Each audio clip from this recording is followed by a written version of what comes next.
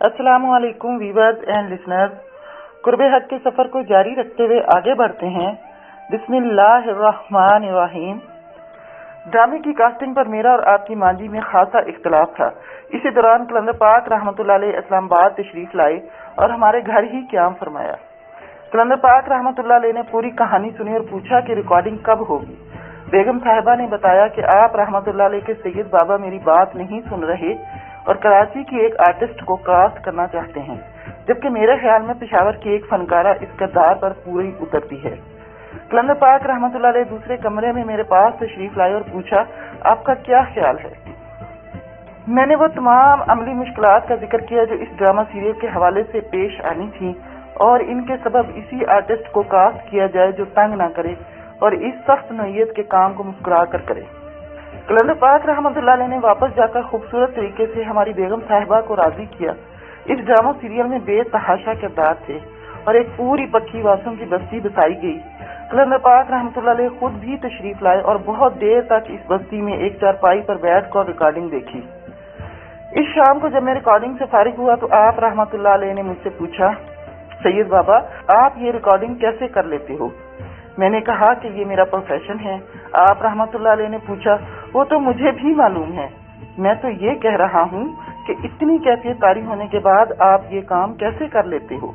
ये तो होशमंदी का काम है और आपको तो मैं देख रहा हूँ इसलिए पूछ रहा हूँ। मैं सिर्फ एक सवालिया निशान बनकर रह गया क्योंकि ये तो उनकी अता थी और मैं अपने हाल से भी बेखबर था।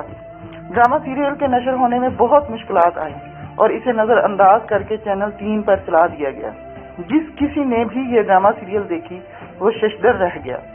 बिल आखिर ईरान में होने वाले पहले इस्लामिक टेलीविजन ड्रामा प्रोडक्शन पर एक मुकाबला हुआ जिसमें ड्रामा सीरियल एन इश्क को इनाम मिला। हक का साथ देने पर मुश्किलात का सामना करना पड़ता है, लेकिन दुनिया के किसी बड़े इनाम के मुकाबले में हक के साथ जुड़े रहने में जो लज्जत है वो सिर्फ वही जानता है जो इससे गुजरे। कलंदर पाक रहमतुल्लाह अलैह तो यही फरमाते हैं, सैयद बाबा आप दफ्तर वालों को लिख कर दे दें कि अब आपसे काम नहीं होता। मैंने मुस्कुराकर अर्ज की कि अगर मैं लिख कर दे दूं तो ये सरकारी दफ्तर है, फौरन कह देंगे कि नौकरी छोड़ दें। कलंदर पाक रहमतुल्लाह अलैह ये सुनकर मुस्कुराए और फरमाया, अच्छा सैयद बाबा वक्त आने दो। फिर ऐसा ही हुआ। आप रहमतुल्लाह अलैह के पर्दा कर जाने के फौरन बाद मुझे पहले प्रोग्राम मैनेजर और फिर 15 दिनों बाद जनरल मैनेजर बना दिया गया। अगले 7 साल से ज्यादा जनरल मैनेजर के ओहदे पर रहा और फिर डायरेक्टर प्रोग्राम बना दिया गया। इसी दौरान ये प्रोडक्शन का काम खत्म हो गया और हर चीज अल्लाह की रहमत से मुमकिन होती रही और तमाम ऐसे काम हुए जिसमें मेरी अक्ल और शऊर का कोई जर्रा भर भी शामिल न था। ऐसे लगता था कि हर मुश्किल फजल खुदाबंदी से दूर हो जाती, मसाइल हल होते और पीटीवी होम की शिफ्टिंग और इसकी कामयाबी का रंग गालिब रहा। हर आने वाले सरबराह ने बेतहाशा मोहब्बत की और मेरे काम को सराहा। हासदीन ने साजिशें भी की, लेकिन अल्लाह की रहमत और फजल ने हमेशा इन साजिशों से महफूज रखा। ये सब कलंदर पाक रहमतुल्लाह अलैह की निगाह और अल्लाह करीम के फजल का हुस्न है जिसको मैं क्या बयान करूं। ये तो सिर्फ वही लोग बयान कर सकते हैं जिन्होंने मेरे साथ काम किया।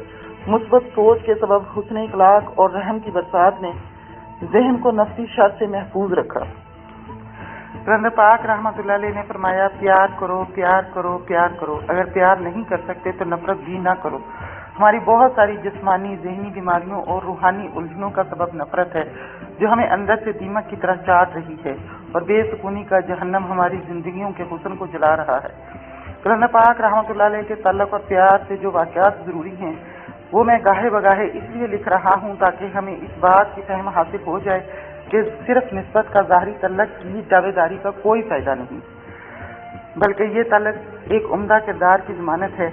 आप रहमतुल्लाह अलैह से मोहब्बत और अकीदत दर हकीकत तमाम इंसानियत का एहतराम है और हर एक से प्यार ही नफ्स के खिलाफ जहाद है।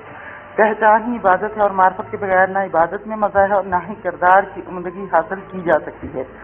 हजरत फजील इब्न इयाज रजी अल्लाह ताला अन्हु जो तबा ताबईन में से एक बहुत बड़े बुजुर्ग हुए हैं, आप फरमाते हैं जिसने कमा का हक ताला की मार्फत हासिल की वो अपनी पूरी कुव्वत से इसकी इबादत में मुनहक हुआ, क्योंकि जो शख्स हक ताला की मार्फत हासिल करता है इसकी नेमतों रहमतों एहसान की बदौलत मार्फत हासिल करता है और जब उसे मार्फत हासिल हो गई तो फिर इससे मोहब्बत करता है और मोहब्बत की वजह से अतात इस पर आसान हो जाती है।